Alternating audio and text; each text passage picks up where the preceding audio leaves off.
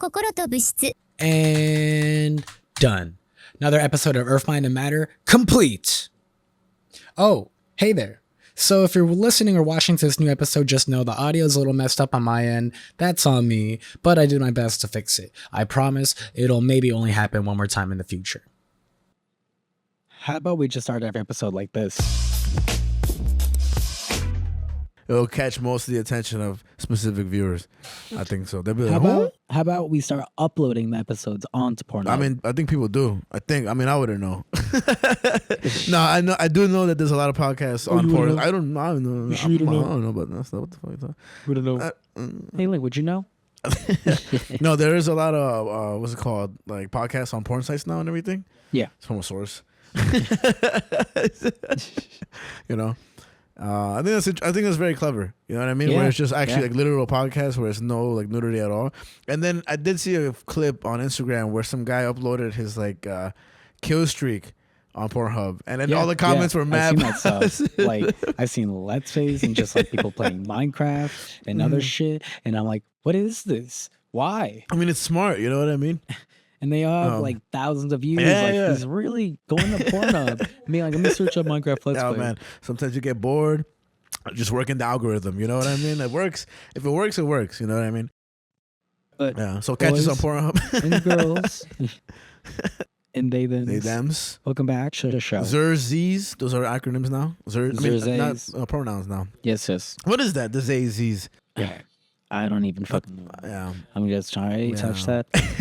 You just stay away from that. If you're Zay, fine. This with if you're me. super zesty. Like, ooh, Zay are over there. Ooh, what's Zay doing? Look at Zim.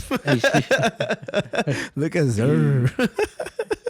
Only pronouns I go by are let me sheet them titties. Stop the show. Stop the show. Boom.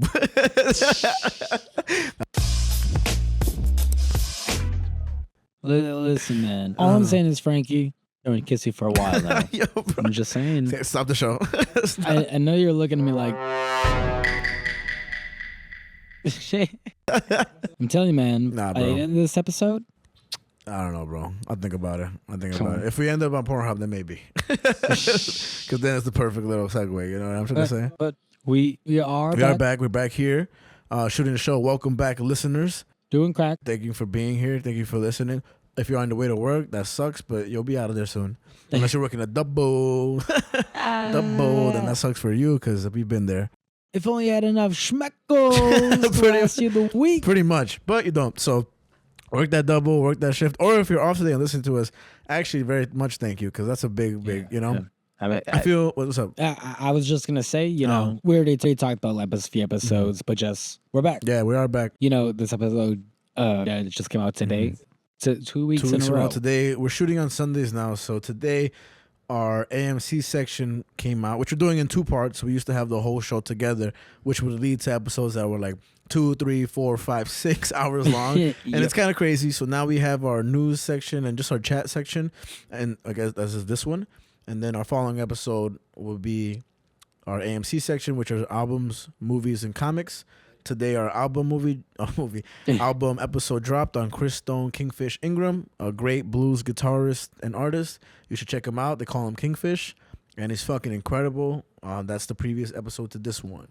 Yeah, and now we're on episode 51. We're back cycling through the news again. Oh, yeah. And for people who don't or haven't listened to the show before, we always take turns co-hosting.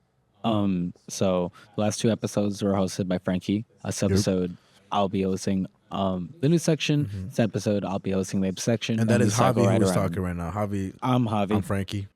And what do we do on the show, Frankie? I guess I drink a Celsius before then, so I can fucking wake the fuck up, bro. I'm wearing a black hat, and we talk about what's happening on the earth In our minds. and why it matters. And this is Earth, Mind, and Matter. Welcome back. Welcome to the show, motherfuckers.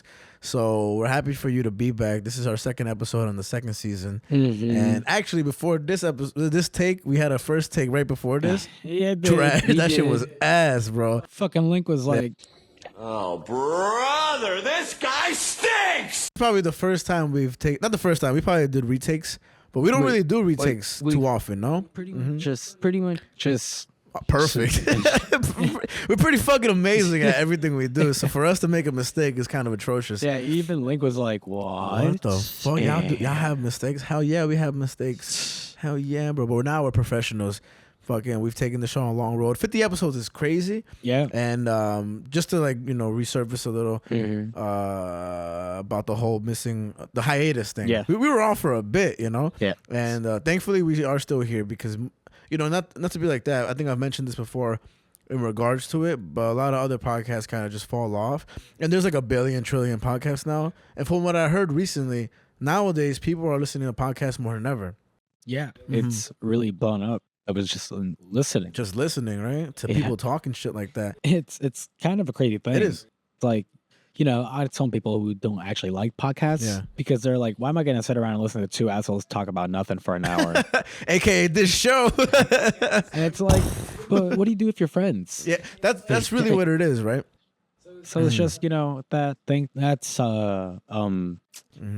like not a pro. I think that's the intrigue. I think that's attraction to podcasts, especially nowadays, and especially as more podcasts become video podcasts like us. Yeah. And I think it really adds another element to where it just lets people really connect with the people making the show. Yeah. I think so too, and I think it's so natural just to hear people talk about anything, and I think it just fills up space when you're not doing shit. I know for sure what I hear a lot when I listen to Matt and Shane's Secret Podcast. They always say like, man, these motherfuckers are listening to this shit at work. And if I had the chance, and I did when I used to work at the dog cafe, I would listen to podcasts all the time. Nice. And then I would watch movies and shit like that. And I was working, but there was times where it was super slow or people wouldn't come in. And even if they did come in, I would have an earphone in my left, just listen. And occupying that time with something that's entertaining, whether it be like educational or like comedic or perfect like us, just anything. Well, just anything. Like everything. On the earth. And why it matters. This earth might matter. Thank you. I think it's super interesting. But I just figured because one of the people on the podcast that I was listening to said, yeah, like when is it gonna be the downfall of podcasts? Yeah. And I feel I don't know, everything comes to an end that's super grand, but some things don't, like radio and this and that. But I was gonna say, I don't think there's necessarily gonna be an end to podcasts. Yeah. As much as there's a certain plateau at some point or a slight decline. A change of format. Yeah. Yeah. It's just because, like you just said, radio. Yeah. Radio's still a thing. Yeah. People still listen to the radio. Yeah. I know not a lot of people listen to the radio, but it's still an active thing. It's out there that people do listen to. Yeah. It's just, I don't think podcasts are ever gonna die. Every Monday I do when I work, I hear a sports radio, right? A sports talk and everything because it's happening in the car. And every week, I mean, this is a regular thing everywhere. I mean, this is ESPN basically. But they talk about sports every single Monday, at least what I know. I don't think it's every day in the weekday. And it's crazy to me, man, because I like sports. Like, me, I'll talk about sports. Oh, you like sports? I like, when people fucking throw a ball across the field or they hit one. You like big guys taking balls and throwing them at each other. No, I like women volleyball players. That's my favorite sport, volleyball, women's volleyball. What's it called? No, but they talk about sports for like an hour. No, not even like 5 hours, 4 hours every single day. And I'm like, bro, I could never talk about sports that much. And it's more like dramatic sports talking. Like, they'll talk about the Super Bowl that's happening today, actually. And one of their topics was to talk about Taylor Swift. And I was like, what the fuck are they talking about? This is not sports. This is gossip, TMZ type shit, But hey, she is Times Person of the Year. She is Times Person of the Year. What the fuck, man? Hell yeah, bro. You know what? I'm sorry, Taylor. Me and her on a personal level. TS? Shut up. Who's gonna win Super Bowl? Chiefs, 49ers. All right, I'm saying Chiefs. So, all right. We'll see you next week. Ooh. All right, cue the music and the show. But it's I don't know. It's just interesting how you can have a show dedicated to one specific thing. We were talking earlier about Doug Benson's Doug Loves Movies. That's a comedian who smokes a lot of weed, who does a podcast about movies. And bro, there's so much podcasts about anything now. It's fucking crazy. But I do listen to them mostly when I'm going to work. Okay. I mean, I guess with like podcasts, there's I feel like podcasts now is almost like Reddit. Yeah. There's a subreddit for everything. Every single thing. That's cool, man. It's fucking cool. Have you ever seen the movie Radio with Cuba Gooding Jr.? No. That's a good movie. We said Radio earlier, so I wanted to bring it up. But that's a good fucking movie. We should cover that one of these days. It's funny that you mentioned Taylor because we're gonna be talking about her. What's up, bro? What happened with her? So before we go directly in Taylor, Yeah. there's almost a prelude to this, something with Taylor Swift. Mhm. So this is a part of a little quickie note that I made Yeah. back when we were supposed to film episode 49 Okay. back in July. What happened? A little bit. It's so I still have my notes for that. I updated with whatever, just because it does lead into what's happening now. Okay. And it's pretty convenient, pretty Shout out. crazy to think about that. Mhm. But I wanted to do an update on ElonJet, if you remember that. I don't remember that. So ElonJet was an account, a Twitter account made by a kid named Jack Sweeney that would track Elon's private jet. Oh, yeah. Yeah. So Specify more. So Elon Musk has a private jet, Yeah, and then I got it yeah. here. Okay, cool. hey, those who didn't listen to episode 39, where basically Jack Sweeney had an account, ElonJet, that was suspended back in December of, I think, 2022 now, where the billionaire threatened with legal action against him after saying their son had been mistakenly followed by a crazy stalker, because this account just basically updates wherever Elon Musk goes with his private jet. Yeah, aka TMZ and everybody else, news sources, paparazzi, So journalists. in this case, this kid just posted all on Twitter or whatever. Elon Musk, after he bought Twitter, took it down, even though freedom of speech is his big thing. Yeah, but that is like revealing a location of a person. You know, is that freedom of speech? I mean, I would kind of say so, because it's like, like I think, if I remember correctly, when we talked about this at the time when I was bringing this up, a big defense, like in terms for Jack Sweeney, was just everyone was like, yeah, but nothing has happened, and it's like, you can't say it's an harassment. You can say it's an invasion of privacy, but you also have people like paparazzi and TMZ and things like that. And another thing with Elon Musk is that people will literally fly drones above the Tesla factories and stuff to get like sneak peeks of like the new cars they're making. And Elon just doesn't give a fuck. No, but what I mean, like, I'm not saying that. I'm saying like, what I'm saying is, well, technically speaking, everything, if you're able to say it's free speech, right? But when you like say he posted Elon Musk's social security number, right? Is that's free speech, right? Because you can just say that, right? Technically, right? yeah. So everything is just free speech. Yeah. So we can say racial remarks if we want to. But don't say black people. Right? I don't like the way you say that word. That's insane. That's insane. The way I say black.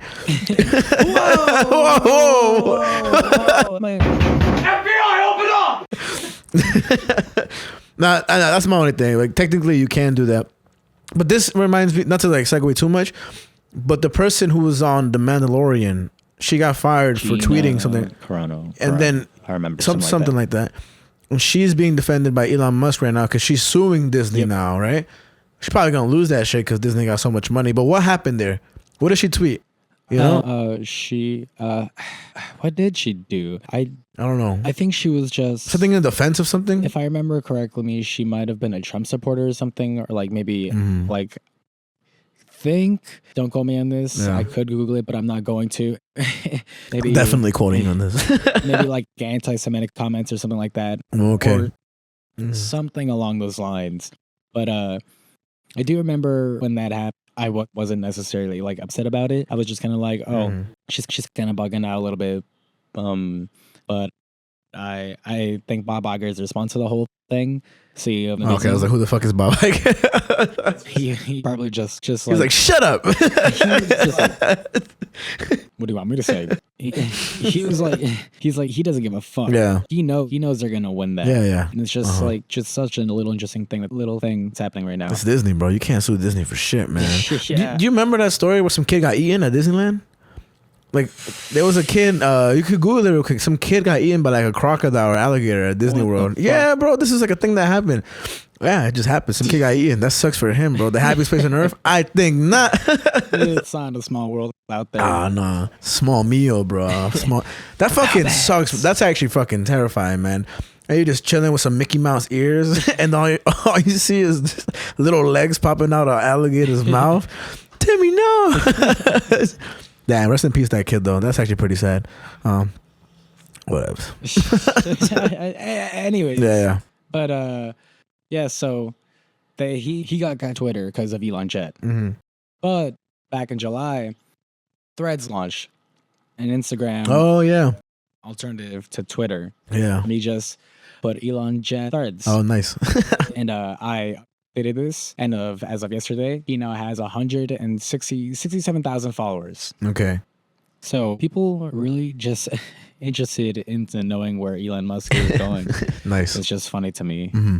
But so that was just a quick update on the ElonJet thing. Mm-hmm. But the reason I wanted to mention that in reference to the Swift in this story, because now this guy's also tracking Taylor Swift's jet. Ooh. And that's the whole thing because you know, she's on a world tour right now. Yeah.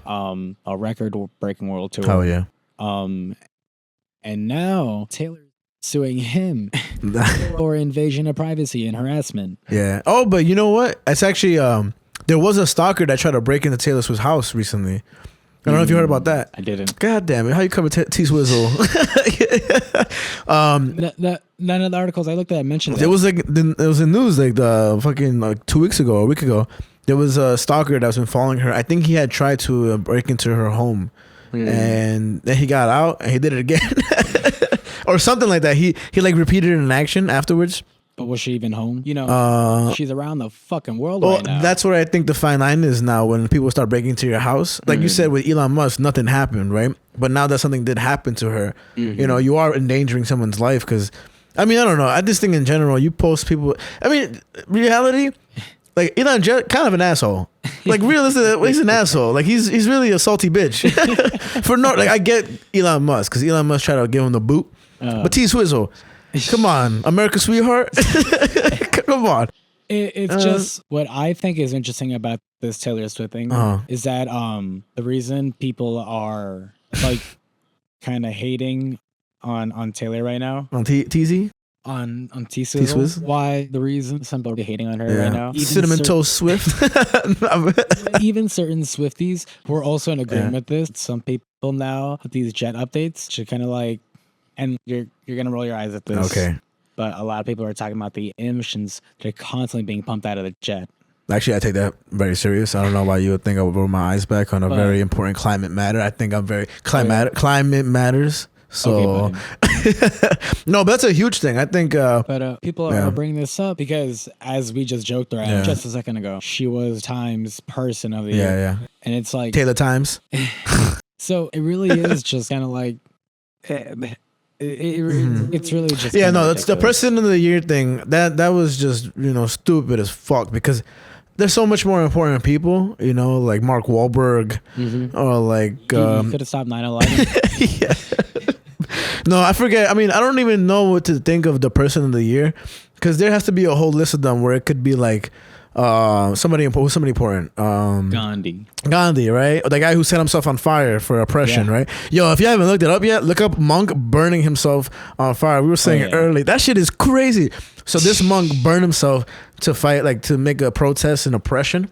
And it was a public suicide where all the other monks watched. And I was like, damn, bro, this guy's petty as fuck, bro. Like he burned himself to prove a point. That's crazy, bro. So every Swifties should burn themselves to stop ElonJet. I think what's what happened. And then we burn ourselves, right? If you guys don't listen to the show. Yeah. Because we're wasting our goddamn time and resources. I love everything you just That's what I'm saying, right So come on here and give me a kiss. I've been kissed audibly. But so people are saying like, oh, what's the big deal? She needs her jet to get around. It's not like she's what's the big deal? It's not like she's gonna like commercial. Like she's Taylor Swift. Yeah. But there are things that she can do. I seen D.L. Hewley on a flight. He's a comedian in L.A. I seen him on the flight. He flies locally. He's just as big as Taylor Swift. And if you're asking who D.L. Hewley is, well, then he's not. But I seen him and I was like, oh shit, that's D.L. Hewley. But I'm not. Sorry, I got some Celsius in there. I can't say like, I listen to a lot of podcasts like Joe Rogan and stuff and like whatever. I've never heard him cough like midway. Interesting. No, that's a skill. I just coughed like, talking excitedly about D.L. Hewley. I haven't got this Such a episode. sporadic. Oh, I'm so cool. My name's Javi. My name's Javi. Beep out the name. Javi Martinez. My social security. I live at. Leave that out though. I don't call off on the episode. But I saw D.L. Hewley, and I was like, yo, that's D.L. Hewley. But if I would have hit him with the, yo, can I take a picture? And say he was so kind to say yeah. Mm-hmm. He would be like, oh, what's your favorite work of mine? I would have froze up. I would have been like, fuck, man. I feel like that should be the credentials to like take a picture with somebody. Like, first you gotta get the name right. Yeah. And then you gotta know at least what they do. Like, and if they're like a performer or entertainer, you have to know a little bit of their work. All right, I'm sidetracking. My bad. I'll add one thing to that, and then I'll get back to it. Mm-hmm. But there is a funny video of Mark Hoppus, bassist to Blink, where he was at the Lego store here in New York City. Nice. And there these fans that recognized him inside the store, and they got a picture of him. And there were these two other people that like saw what was happening, and they apparently just kept staring at him the whole time that he was there. I'm kind of like Mark, he was saying in the video, you could tell that they wanted to come up to him, and it was just kind of like waiting for them. And so they finally go up to him, and they're like, I forget the name they said, but they said a completely different name. Mm-hmm. Are you this person? Are you D.L. Hewley? But Mark Hoppus was like, no, that's not me. And they're like, oh, okay. Yeah, fuck you then. Yeah. And then they come back later to him, and they were like, are you this person? They're like, no, that's not me. You gotta get the fuck out of there at that point. And then they walk away, and then they come back a third time. No way. And they're like, okay, just tell us, who are you? Mm-hmm. He tells him, my name is Mark Hoppus. I'm the bassist of Blink-182. Yeah. They're like, oh, that band sucks. Go, never heard of him. Nah, get the fuck out of here, bro. I was like, wow. That's right. But no, that happens. All right, this I'll bring up quick because I don't want to rant too long. But there's a guy in the Foo Fighters who there's a famous video of him. I might be wrong, but I'm pretty goddamn sure it's the Foo Fighters. Unnecessary goddamn in there. You saw that? For no reason I had to say goddamn. But he was, there a lot of people were asking for autographs. They were like, please autograph. And people were like, when you're leaving a place and people are asking for autographs, like us, that happens to us all the time. Every time. Yeah. And he's like, guys, I already told you I don't sign autographs unless it's for charity or this and that, whatever. Mm-hmm. And then they're like, come on, like, it's a bunch of people. And then he like just stops and he just runs away and it goes into his car. Oh, wow. And you ever seen the video? No. I just want to show you so you can like, I want to see your reaction. But a lot of people in the comments are like, yeah, like, I love so-and-so, that's how he is as a person. Other people are like, such an asshole, like he should be signing those autographs. And I kind of find myself in the middle because I know some people are just doing that because they genuinely want an autograph and some people are trying to resell that autograph. Right. But I don't know, man. It's just, that's a tough call. It is. So what do you think about that? I have thought about that myself because it's like I do have certain things signed by people and just besides my comics because comics, people can get their comics signed all the time. Yeah. But for example, I have one of my vinyls signed by two of the band members of Pink Shift. Yeah. And it's like, they're a much smaller band and whatever. Like they're still up and coming. So it's like I feel like it comes down to context a lot of the time. Yeah. If like you look at I guess the smaller you are, the more like open you are to that kind of stuff. Yeah. But if you look at someone as big as like Harrison Ford, who people say is an asshole. Really? Like you'll go up to him and hey, you're Harrison Ford, and they're like, yeah. But like I wouldn't say that's an asshole thing to do. I would think it's an asshole thing to do if he's like, oh, hey, you're Harrison Ford. And he's like, hey, fuck off. Like, just because you know who I am doesn't give you the right to talk to me. That's like an asshole. But that's the attitude he presents. Like, if you see the videos, like, he is so dismissive towards his fans. Yeah. Like, he doesn't give a fuck. But then, so that's where I'm like, I kind of respect that because I think it's all personality. I just think the way this guy went about it, this Foo Fighters guy, I don't know. It seems like a more obnoxious way to just get out of the situation. I mean, he could do whatever the fuck he wants to. Like, there's no right or wrong, really. It's just a reaction to the autograph. But I just think it's super interesting. And I'm going to show you the video later just so you can see because it's, I mean, it leaves a bad taste in your mouth regardless. Right. And I feel like if you were him and you rewatched it, I mean, I don't know who he is. And I don't know shit about him. I don't listen to the Foo Fighters like that. I heard they're like a okay band. No, I'm kidding.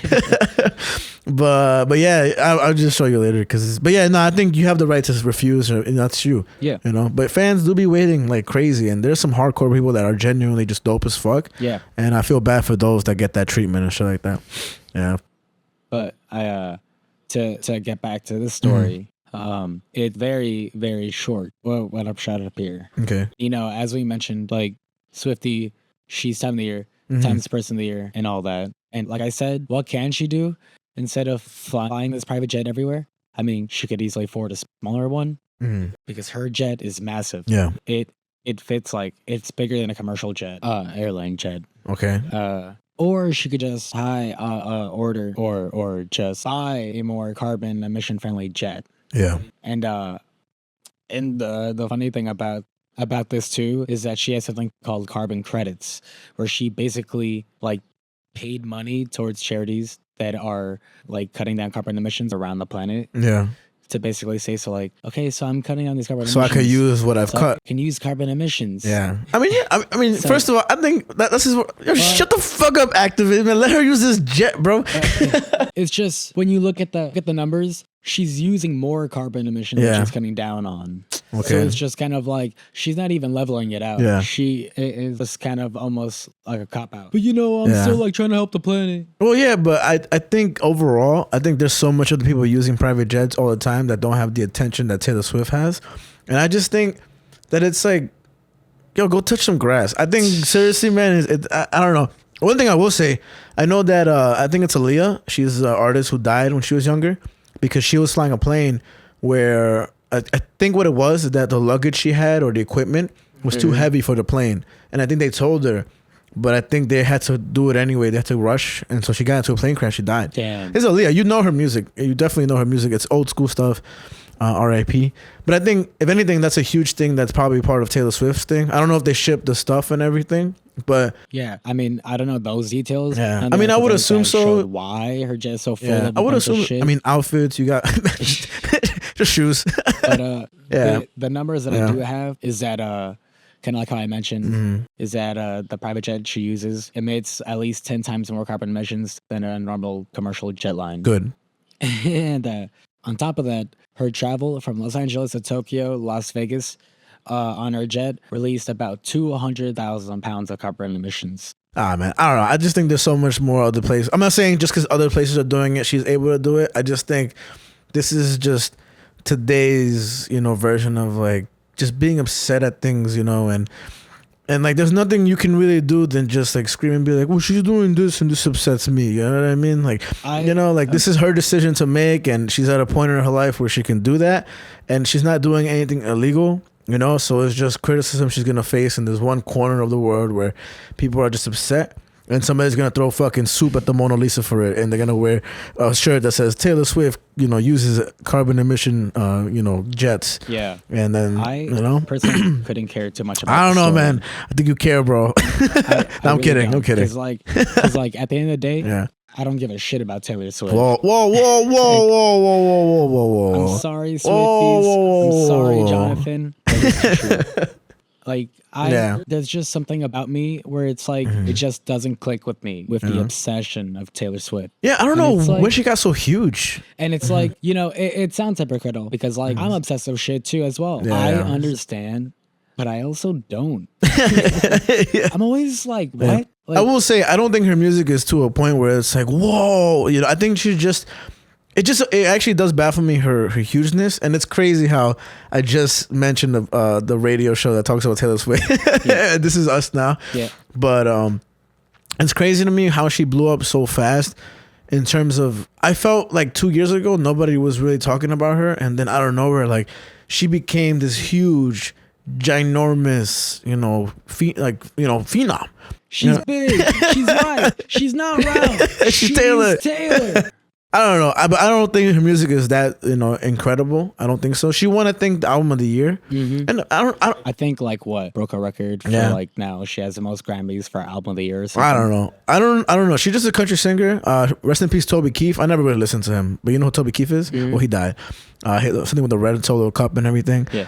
But during the Grammys, I think Jay-Z went on stage to give an award or something, and he mentioned how like I think he said something like, "What does a black woman have to do to get this award?" Because I don't think a black woman has received Album of the Year. I guess so, or Beyonce. I don't think so, not yet. Yeah, and shout out fucking Kanye West. Vultures One is a great album. I mean, it's not perfect. It's great though. I listened to it on the way home, halfway through. Very fucking good. Nice. Kanye's on the way back, bro. He's back. He about to defeat anti-Semitism, bro. Let's fucking go. Apparently, he used a snippet of War Pigs. Yeah. And then was it Ozzy Osbourne, right? Ozzy He was Osbourne. like, he's an anti-Semite and shit like that. Shut up, Ozzy Osbourne. Look, man, if Kanye asked you to kiss him, Yeah. he'd be like, He's Kanye West said, "How am I I can't even say it. How am I anti-Semitic? I just fucked a Jewish bitch." He's not. He's not anti-Semitic. He just fucked a Jewish bitch. I know the line. Yeah, man, that's a fire ass lie, bro. Come on. I think it's so silly. I think it's such a silly line. It's such a man. Kanye West Where it's line. like, oh God. It's so fire because when people heard that shit, they were like, "Oh shit, he's not anti-Semitic." You know, every fucking dude after they fuck a Jewish girl, He's gonna like- be he's gonna fucking say that line. Be like, oh yeah. Nah, but he's that new album is great and it's really fucking well done. And he's still Kanye West. He's a genius at music. There's a thing that people have, because Kanye West says that he doesn't hear music the same way as everybody else, that he sees music. There's a certain thing about that we'll look it up later, but it's interesting. And apparently it's a real thing. Like some people actually see the music. Like people can see like colors. and Yeah, shit, yeah. See Yeah. words. Or no, what is it? They can see colors in words. Colors and words? Yeah. Like Crazy. so No, I'm you can kidding. write a word down, show it to them, and they'll be like, "This word is this color." I see faces when I close my eyes.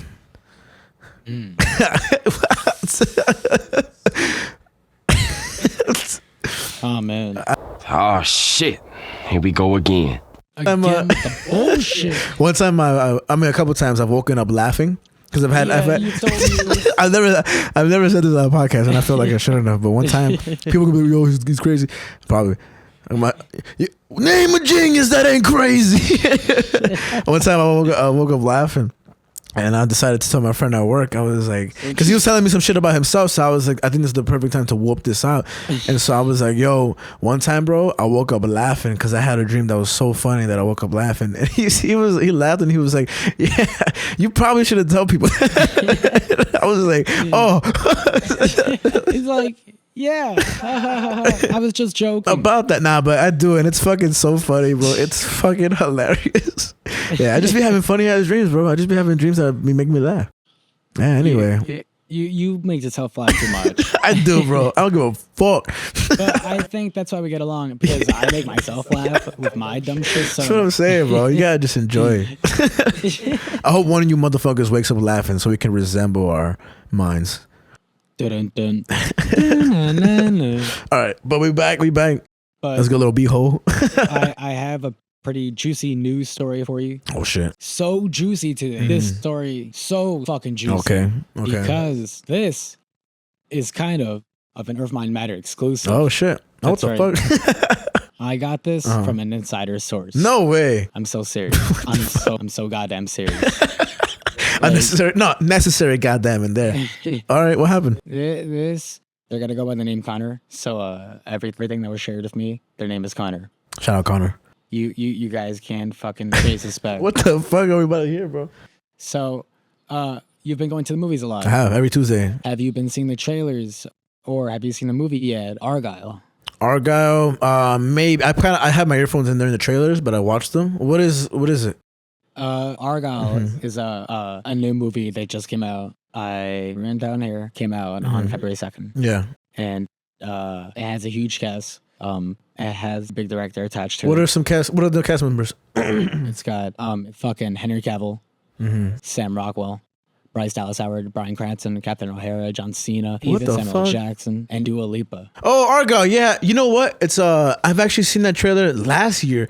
Last year during some movie, and I seen it, and it wasn't rated yet, the movie, but I seen the trailer like once, and he like catches a lady with her book bag off the motorcycle, and there's a cat. Yep.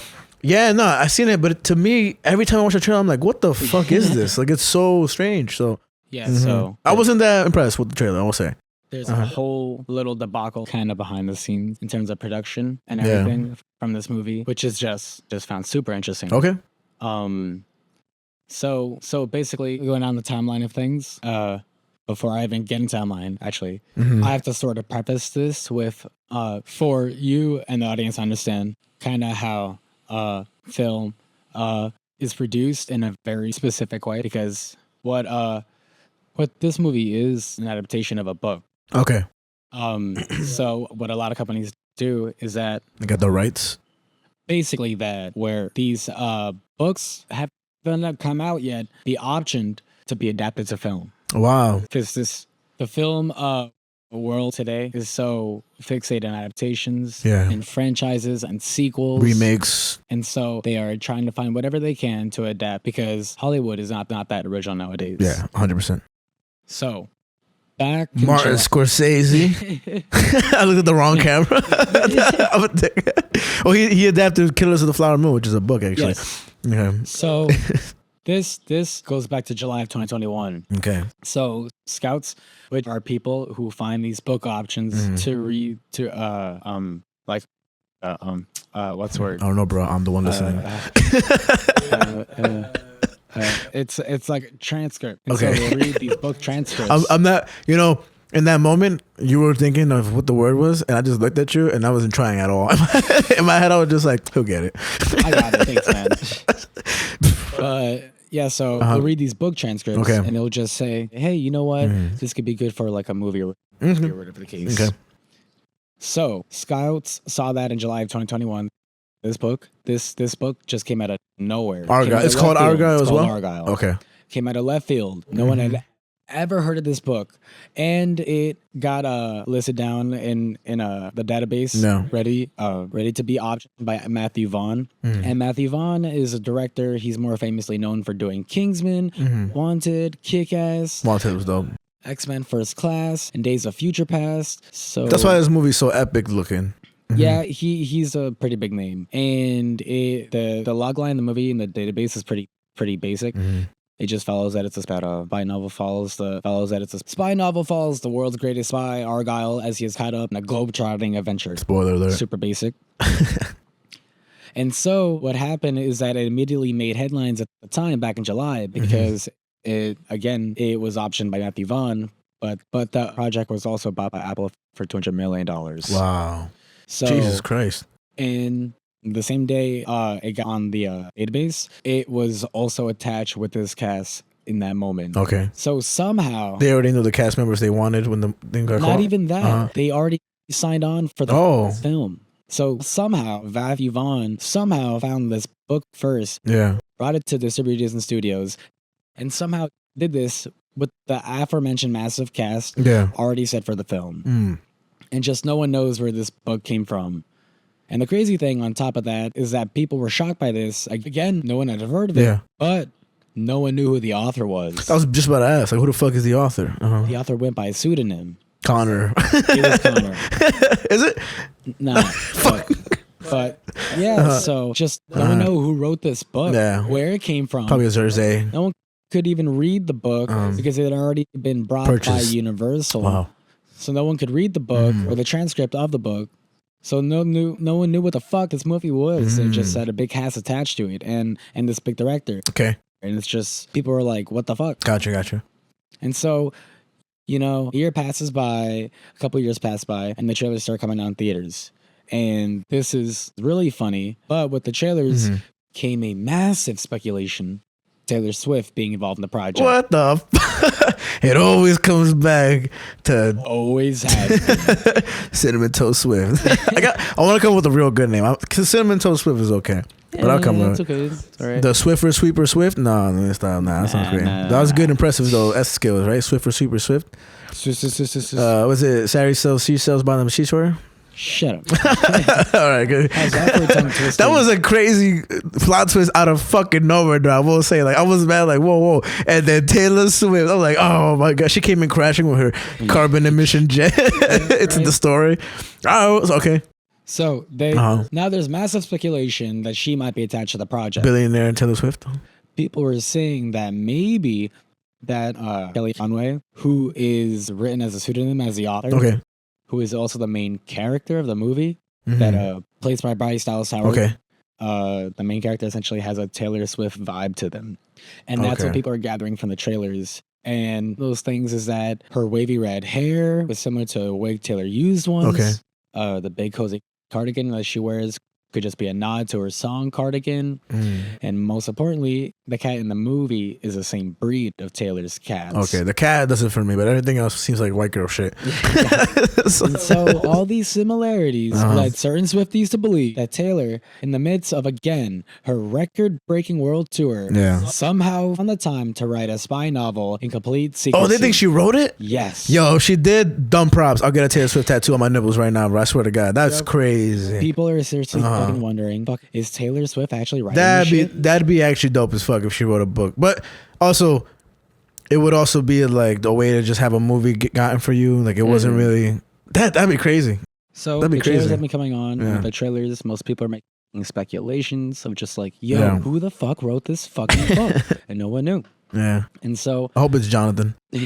right? Just an author.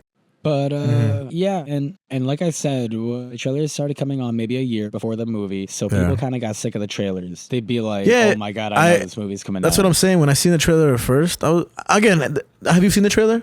I have. I'm yeah. okay. I don't think it doesn't intrigue me as much. I definitely, intrigue me? yeah, I definitely don't like the. Now you're just saying that because Taylor Swift possibly could have written. I didn't know that until I learned about this story. Sure, kinda sure. Oh my god.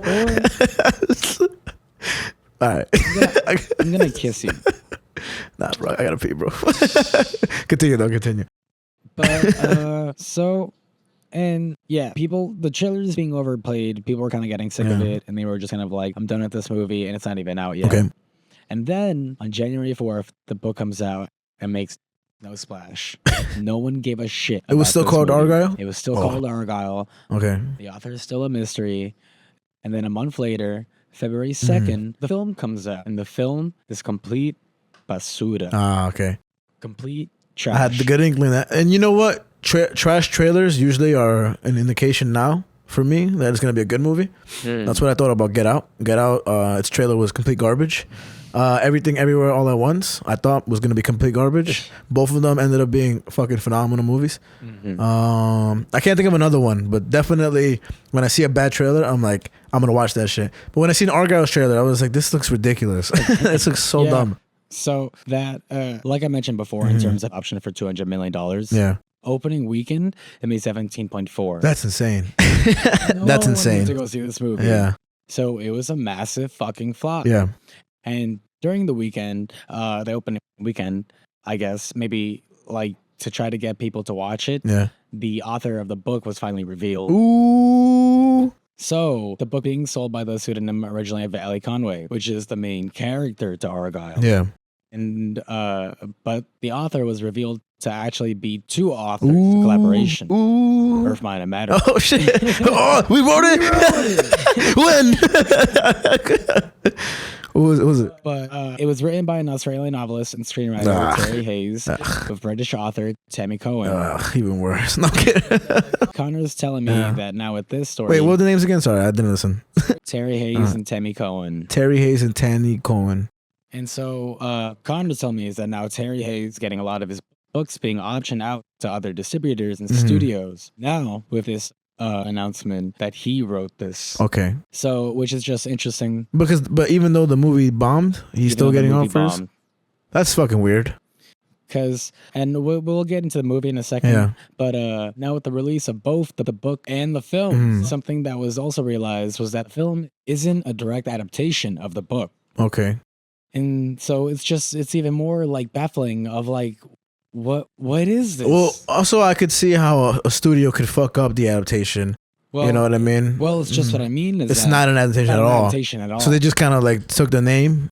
What it is that more so the film is inspired by the book because it is in the same world, uses the same characters, Oh. but the book itself is more of a prequel origin story to Henry Cavill's character, Argylle. Gotcha. And so what even Matthew Vaughn said was that basically this movie, the Argylle movie, is essentially the fourth installment of the franchise. That's super weird. So Also it's- Star Wars type shit. That's Yeah. exactly what they did. Made it like some Star Wars and made this Yeah. the fourth for the franchise. That's dumb. And again, the film is not super or original Yeah. because all they care about are sequels, franchises, things like that. Gotcha. And that's one of the big reasons they bought this because it seemed promising to them.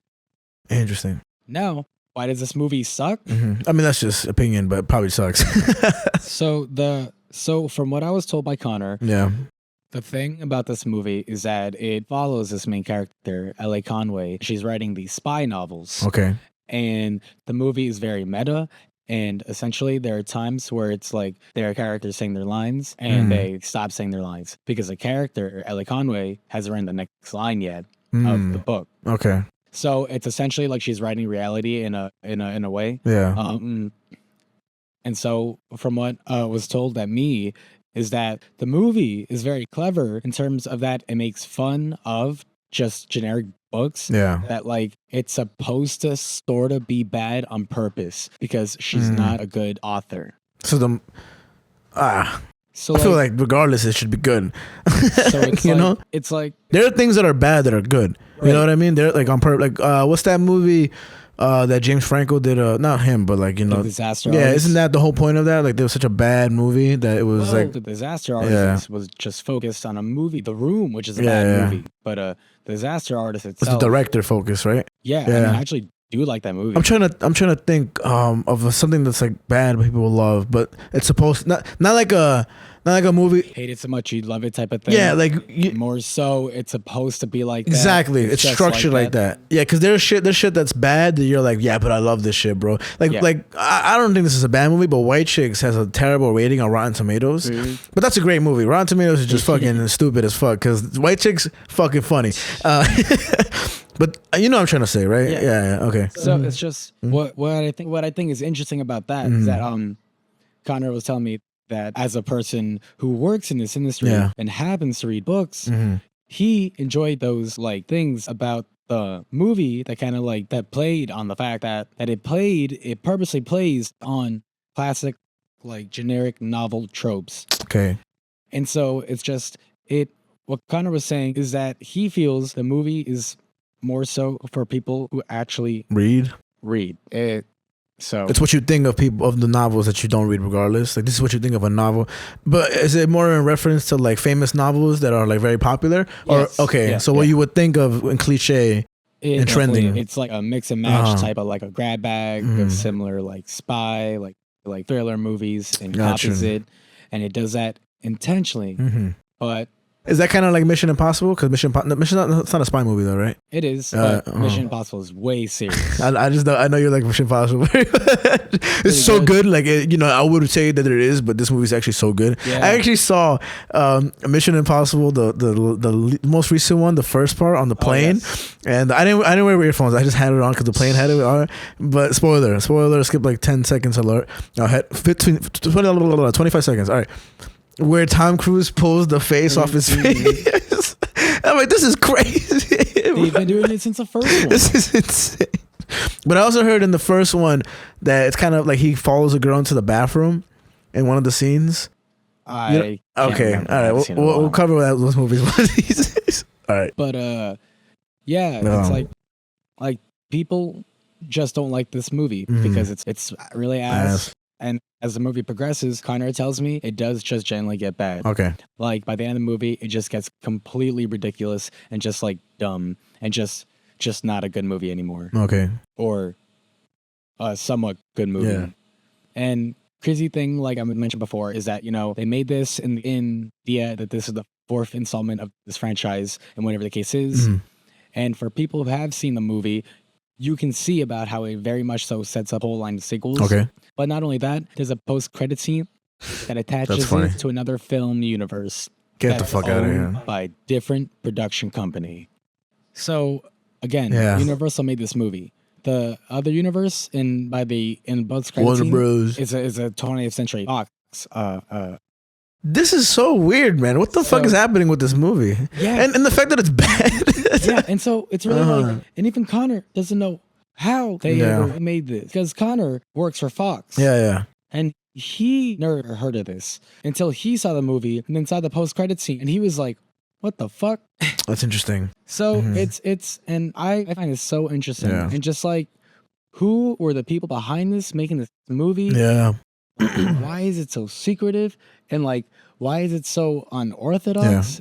Why is it so ass? Yeah, it would have been great if the movie was good, because this would be like, because I'm still not compelled to go watch it. I'm more compelled to actually read the book. You can't read the book, or you can? You can, yeah. I'm more compelled to read the book, actually. So the book, I have some reviews, 2 reviews. Okay. That they didn't like the book either. What? Ah, fuck. Yeah. So this person has to say, unfortunately, it doesn't have a hint of the humor the film trailer has. Nope, it's a fairly cliched trailer. There's no especially compelling reason to read it, unless spy thrillers are really your thing. And if that's the case, have at it. Me, I could have skipped this, but I'm quite looking forward to the film. Yeah. They updated a review. Having now seen the film, I need to correct what I wrote above. This is not the novel that the lady writing the film had written. In fact, the only thing connected this novel and the film are the name Argylle and a 1-minute Easter egg after the film credits roll. What the fuck? In the end, I'm left feeling kind of abused by an ambitious and unscrupulous publicist. Did I need to read this mediocre novel? No. Did it have anything to do with the movie or Taylor Swift for that matter? Yeah. No. The film was entertaining but required a mighty suspension of disbelief. Definitely better return on investment than the novel. Unnecessary use of unscrupulous. I'll just say that. I'll just throw that into the fucking universe. I guess so. Oh, how unscrupulous. And so this other reviewer says, this book has quite the notoriety and it was just released. In case you missed it, before its release, there's already been a movie adapted set to release next month, but based on the 4th unreleased book in this Argylle series. Not only is wildly impressive, but there's a ton of mystery behind the author, with very little known about her. Rumors have been strongly tied to Taylor Swift. Yeah. Having read this book, can't deny some really strong clues that feel deeply rooted in Taylor lore. But ultimately, I'm just not 100% sure. Did I rate it slightly higher? Did I rate it slightly higher because of all the Taylorisms in it? Yeah. Yes. These characters, the espionage themes, the global travels and picturesque setting, the non-stop adventure and satisfying conclusion all made for a fun spy thriller reminiscent of the classics. I love that the CIA spy master was a woman, and the characters were all well written. You can tell a lot of research went into this book, and it paid off. It was beautifully done. The audiobook was fantastic with a wonderful narrator. Okay. Well, I don't know. Now I'm not interested in reading the book or the movie. Yeah, this fucking sucks. Jesus Christ. So that's basically the whole. That's super fucking interesting. Shout out Connor. Yeah. Connor, look at me. Thank you. Thanks. And shout out Fox. Tucker Carlson was just talking to Vladimir Putin. I didn't watch the interview. That interview was like fucking an hour long. I was like, man, I don't care about Russia that much. Or Ukraine. No, I'm just kidding. But yeah, that's like the whole debacle. Yeah, And just, I find it so interesting. And like Henry Cavill's gone on the record to say, oh yeah, we'll definitely make a sequel. People like it. Damn, looks like there won't be a sequel. Henry Cavill is the guy who played Thor. No. That's Hemsworth. What's Henry Cavill? I know his face. I know who. You got this. He made a movie with Miley Cyrus. I don't know. Who is he? And he's more recently famously known for playing The Witcher. Nah, I never watched The Witcher. Loser. Oh, fuck. That was a good game, The Witch. And yeah, The Witch is a good game. Yeah. But he also is in Mission Impossible 4. Definitely didn't watch it. But I can't remember what else he's in. Oh, God. He's Superman. Fucking Superman. Okay, I got you. I would assume that would have been the biggest thing you would have said. That's DC Universe. We're going to leave in the rearview mirror. All right. That's insane. That's a crazy story. That's super interesting, but I wish... I mean, I'm telling you, man, since I'm going out to the movies every fucking Tuesday, I look at everything that's going on. There's a lot of good shit going on. Like now this week I told you I'm conflicted whether to watch Dune or to watch some other movie, some scary movie that was released. But there are some other good ones that are coming out. There's this one with like some Asian lead. It looks really good. It's just 3 hours long. I was like, damn, bro. But so is Dune. Dune is like that much longer. But Argylle was one immediately when I saw the trailer the first time ever last year. I don't know what movie I was at, but I was like, damn, this looks ridiculous. Like I was like, this looks fucking crazy stupid. And John Cena is the only thing I remember pulling the lady off the motorcycle. But when Connor had told me about the movie, like it's just really disappointing to know Matthew Vaughn is the one who directed. Who's Matthew Vaughn? I don't know what Matthew Vaughn has done. He told me Wanted. So sorry, my bad. I just don't really listen to you. No, I'm kidding. I'm kidding. You know, I'm over here just like, oh shit, here we go again with the bullshit. Talking to myself over here. I'm gonna just have the camera angle and that's what I'm saying, bro. I just for from what Connor was telling me. Yeah. They broke down the movie for me because I was like, I'm not watching this. Good, But, good. It's Yeah, just, it's so disappointing to hear by Matthew Vaughn because I love Matthew. Yeah, Vaughn. no, Wanted and Kick-Ass are fucking good movies. First Yeah. Class and Days of Future Past. I never watched those. You haven't seen those X-Men movies? Nope. Oh my god. Maybe if one of them at the end, Wolverine is walking up a hill where he's constantly being like, That's the third one. that. That's like one of the worst. I like ones. that one. Oh, fuck. Yeah, one of the worst ones. Yeah. But Matthew Vaughn is such a good director, such a unique style. Okay. Like Kingsman is great, Wanda is great, Yeah. Kick-Ass is great. Yeah. Those X-Men movies. Those are great. super specific movies that literally you will only get that vibe from those movies. Wanted in particular, I would say, just because it's so ridiculous. Yeah. Like to make that pop, the bullets curving and everything. I think Jennifer Aniston. No, not Aniston. Jennifer. It was Brad Pitt's girl, Angelina Jolie. Angelina Jolie. Fucking all those people, and the main lead even was awesome. Whoever James casted that guy, McAvoy. yeah, he was casted perfectly because that was what you needed for that. And Kick-Ass was great too. Yeah, and I guess just another interesting thing about all those Matthew Vaughn projects that they were all comic books. He's Oh, a wow. big comic book guy. Wow. He loves adapting comic books. Yeah. And so it just, I find it so interesting because it's like, dude, what happened? Just like, Fuck, man. because there's even a certain scene during the third act that like basically copies a scene from Kingsman, a movie that he directed. He just copied the whole scene. and of he it. just kind of like recycled himself and just used one of his moves. And I'm just kind of like, why? They probably just paid him a shitload of money. They probably just paid him. But he also produced it. Oh, so he paid it. Yeah. So he wanted to make this movie. He wanted to make this Oh, movie. then I don't know. Then this is just weird. Maybe he just had a bad fucking thing. Just like what's that movie that I really wanted to be good? I don't know if you watched it. The Killer The Killer. by Oh, yeah. what's his name? Yeah, you tell me about it, Who- but I haven't seen it. Who directed Fight Club? Not really. Really, David Scott? Finch. I'm bugging. I'm bugging. Yeah. That movie, I feel, got a bad rep, and I'm gonna say this right now because when I got out the movie, we did miss the first 10 seconds, or like not even like the first 3 minutes, which I was really upset about. No, I'm not gonna lie. I went to the Paris Theater near Central Park, near what's it called, like Fifth Ave, and I get there, and we're like rushing to get to the theater, right? Because somebody was late, and what's it called? We get to the theater, and the guy at the matinee or whatever, he's like, "Oh, you didn't miss anything. Don't worry about it." I was like, "Oh, thank God." So I'm rushing to the theater. I'm like, remember? And I sit down. The movie's like fucking already started. I'm like, "Hey, dickhead, I did miss something." And it, Should have gone back and like, hey, slap him with a white how glove. fucking dare you? And I mean, it's not a big deal, like whatever. But I like that movie. I just didn't think it was the biggest, whatever. And Beatrice, who I was with, she didn't like that movie at all. Really, she was like, "It's all right." But I was like, man, I know down the line, like this movie's gonna be great, which makes no sense really. Like, your initial reaction really is what you thought of it, and I wasn't baffled, but I did like it. Nah, I don't think I agree with that. I feel like sometimes you get caught up in the hype. And it's just That's what I It's think. really actually different when you do rewatch Yeah, it. that's what I say when in the long run, it's Yeah. gonna be a good movie, a good staple. Okay. And I So, don't think it got a good So review. like more like a cult classic type of. I think so, but maybe not to the extent of other ones that are like real huge. And I'm curious to think what you would think if you watched it. Because when I asked a couple of other people that I work with, like Anthony and other people, they were like, it was all right. Like, it wasn't that crazy.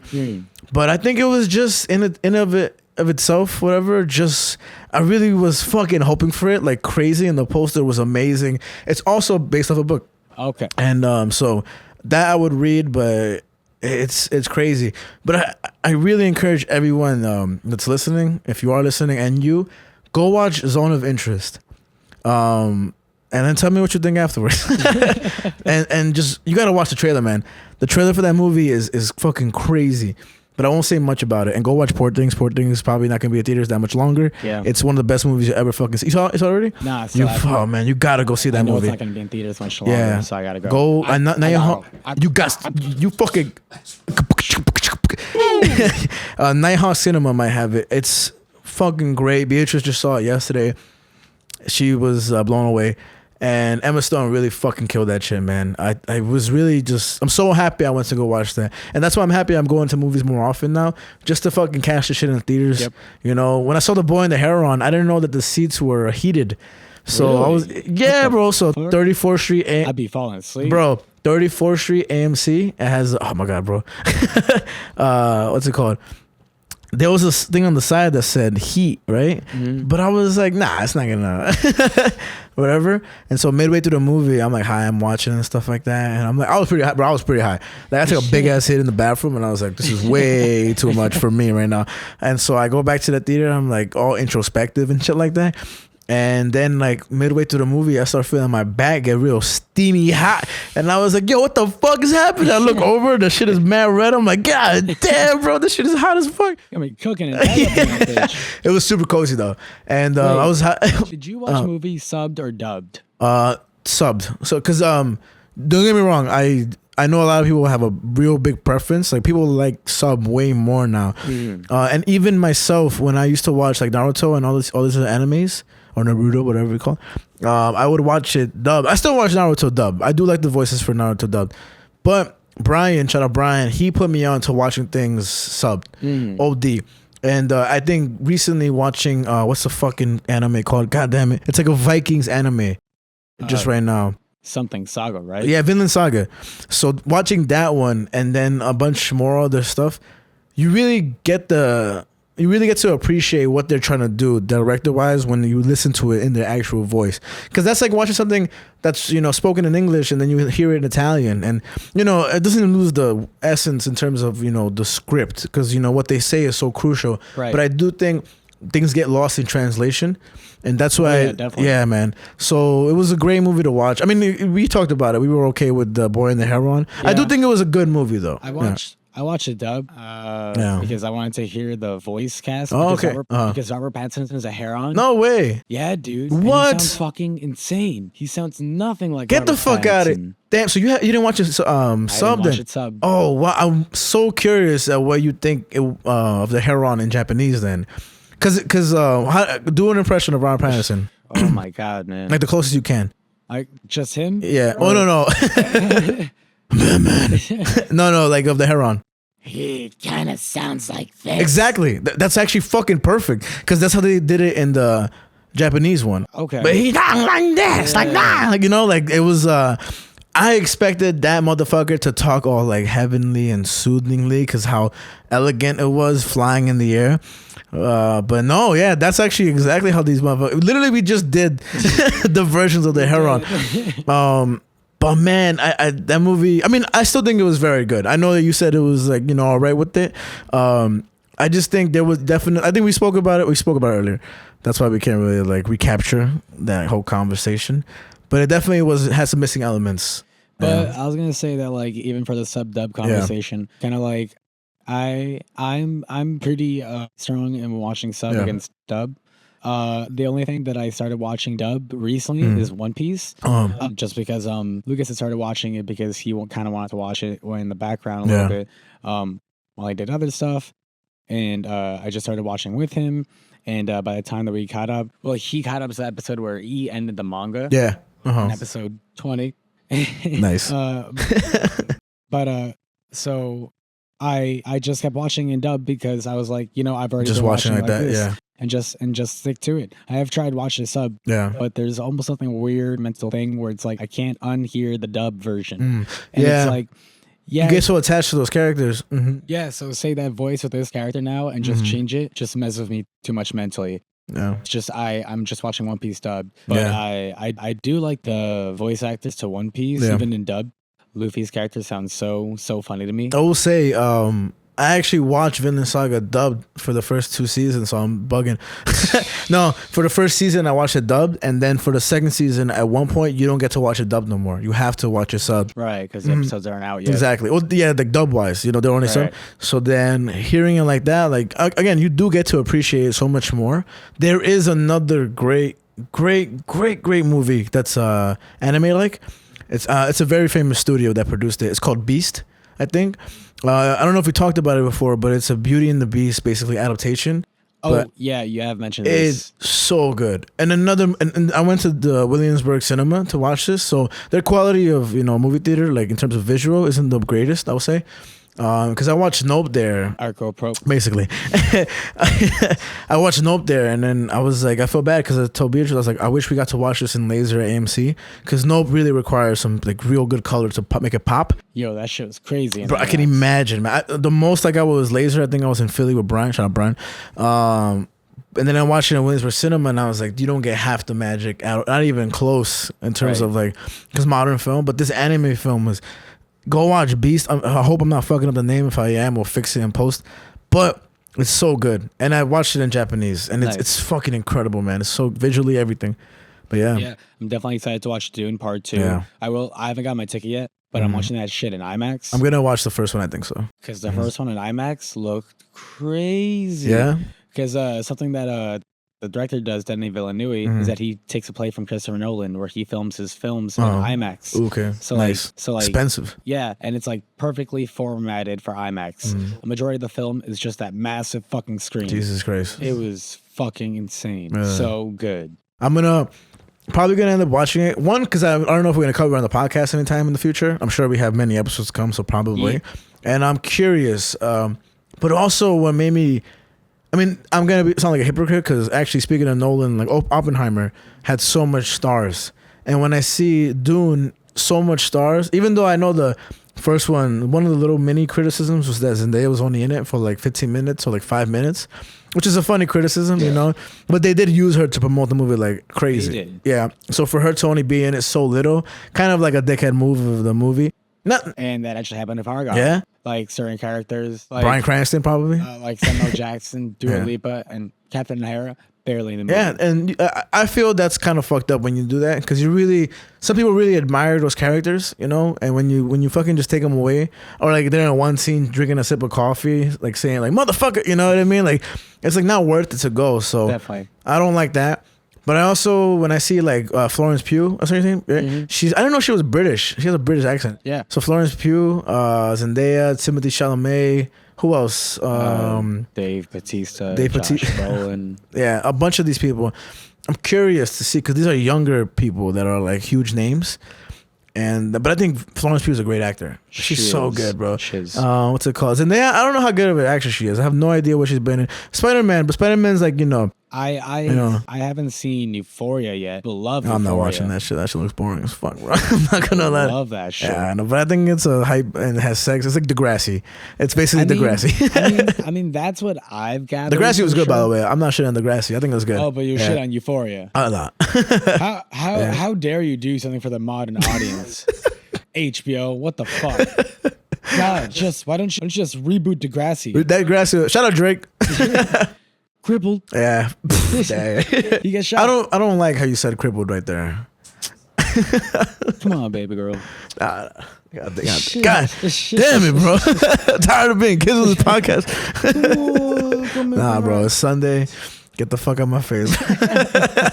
No, but I'm probably gonna see Dune. It's just such a long movie, man. I think a long movie that's like 3 hours long is insane. And I don't know, but I'll see. I'm gonna see. Check it out. I think Argylle is a long movie. Fuck that movie. I'm never gonna watch that movie my whole fucking life, bro. Fuck out of here. Let me Google it real Do quick. it, bro. I think Argylle, I genuinely think might be like 2 hours and 40 minutes. Nah, was that what I was saying? Is that I think that Argylle definitely has a possibility of becoming a cult classic down the line just because of how bad it is. And from what Connor has told me, people were laughing in the theater, not because of how funny the movie was, because of how ridiculous it was. Yeah. So it could be a cult classic down the line. Yeah. Something so bad it's good. Who knows? We'll see. Only time will tell. But I want to watch Evil Dead in the theaters, bro. I want to watch that. There's a movie called The Pianist. I don't know if you know the movie. It's with that guy. I forget who he is, but he's also in Succession. He's in one episode. But his face is perfect for movies. It's such a fucking like sorrowful face. Face of a movie star. Yeah. Look at that face. Look at that face. So it belongs to the screen. movie star like.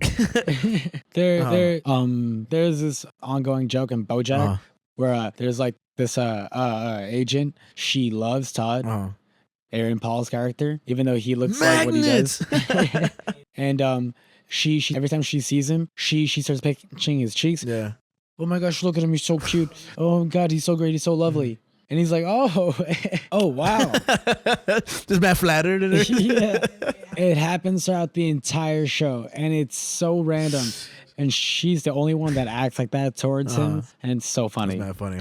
They just mad cheesy. Like, yo, look at Yeah. that face. I'm like, yo, stop, look at that. How we doing on time though? I feel like we surpassed our hour. I think so. Yeah, Right. yeah. We are curious. good to peace out. No. We keep going just a little longer. I'm just curious because we don't got a timer up, and I didn't hear the Google thing going. See the red timer right there, motherfucker. I don't know, bro. Literally where I'm sitting right now, the phone is blocked. Oh, thank you, bro. That would have been fucking nice. I wish you could see from where I'm looking, because I can see everybody and their mom except the timer, bro. You know what I said? The whole episode, I've been kind of gleaming. Just, where the fuck is this? How long has it been, bro? No, I was just curious. All right, cool. But definitely, I'm so excited to talk about the movie next episode. Hell yeah, bro. Hell yeah. Do you want to announce that now? Yeah. Oh, yeah. So again, new format of the show. If you're a returning listener or if you're a new listener, or we're gonna end this pretty soon, and then we're gonna start our AMC section, which is our albums, movies, and comics. Last week we covered an album, Live in London, by Chris Stone Kingfish Ingram, and this week we're gonna cover a movie, a very famous movie. Would you consider this a cult classic or just a fucking classic? I mean, it's not a cult classic because it's still too new, I think. Okay. But it's pretty popular. What is it called? We next episode are gonna be covering Mad Max Fury Road. Hell yeah, bro. And I'm excited too, because I rewatched it last night and today, kind of cut it into little parts because I've seen it already before. Yep. And yeah, man. So be on the lookout for that. If you've watched the movie, you already fucking know. And if you haven't, well, check that shit out right now. As of February something, It's the 11th. 2024. It's on HBO Max. I don't know how long that shit's gonna be there. So, and if you don't have HBO Max, crazy. What are you, What are you, poor? black and crippled? No, just kidding. Oh my god. No, just kidding. So throwback. Right now, I'm looking at you like fucking. You know what I mean. No, but we're gonna talk about. That was pretty funny. And yeah, so please check that episode out. Please, like this episode if you can. Whatever, we're on Spotify now, just like Joe Rogan. We just got a deal. And we're doing now Q&As and Yeah, polls. so answer that. Interact with us, basically. Touch us. Thank you. All right, end the episode. All right, nice.